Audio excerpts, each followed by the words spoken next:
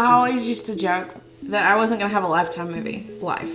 The woman would find the man who was amazing, and then they'd move away. And she was slowly pulled away from her friends and family, and then he took control of her life, and then usually things went south. And I always joked, I'm not going to have that kind of life.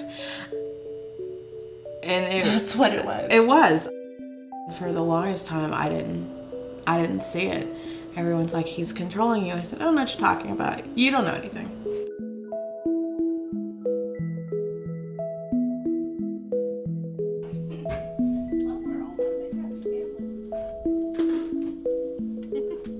I grew up in a good house.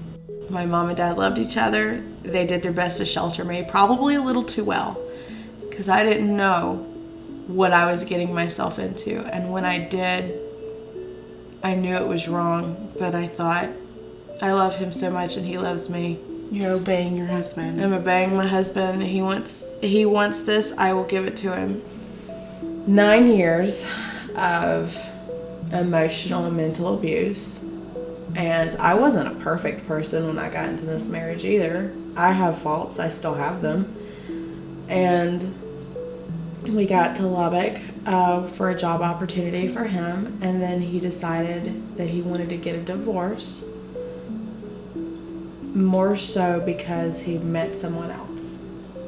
You know, meeting you at church was literally what saved my life. Meeting all of you at church. The church has been my first home, and now your home is my second home. But when he kicked me out, you were already ready.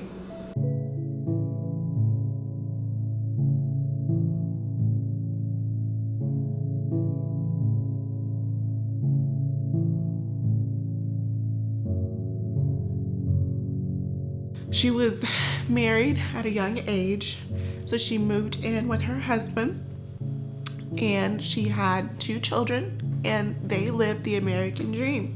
He was the provider, and she was a stay-at-home mom raising the children. Unfortunately, with their divorce, he got custody because she cannot support financially her children right now. Not only that, but he put her out of the house. Where is she supposed to go? What is she supposed to do? When we were trying to find her a place to stay, not only do you have to have credit, which is not a problem, but you have to have a job for at least 6 months. Now, her situation is very different, but it's not like one that's not common. We had decided that me being a stay-at-home mom would be safer and it'd be easier to take care of the kids. Everything was in his name. I had credit based off of having a car that my grandmother bought me that we sold. And so I was left with no car. Everything was in his name.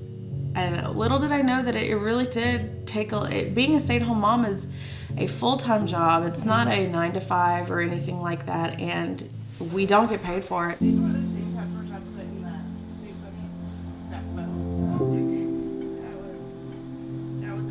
intense. As someone who works in corporate America and who's been that employer seeking out employees, one thing we do look for is work experience. She was a stay-at-home mom for almost 10 years. What is she supposed to do? In the meantime, between the breakup and the 6 months of employment, where is she supposed to go? And that's no different from our vets who are on the street. That's no different from just homeless individuals who are on the street. Who's going to finally say this is a problem? Where's the hand up in the community? Does she have a full-time job now? Yeah. Is she faithful to that job? Yes. Because her goal right now is to make sure she has a place and be self-sufficient enough to where she can go back and fight for her children.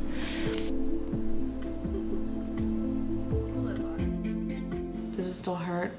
Like, you have kids, does it still hurt to the point where you feel like you're back at square one? No.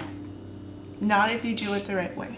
You have to to get to the point where you're confident in who you are. Know who you are. And the only way we find out who we are is being by ourselves, being alone, learning ourselves, spending time with self. When we don't know who we are and we get in a relationship with someone, we find our identity to be We mold ourselves to them. Yeah, we to mold exactly what they ourselves into being who that person wants us to be. Dare you. No. Dare you. No. You are going to regret that. Don't do it. Don't do it. Don't do it. Don't do it. I can't take you to the emergency room. I work at the hospital. It's okay.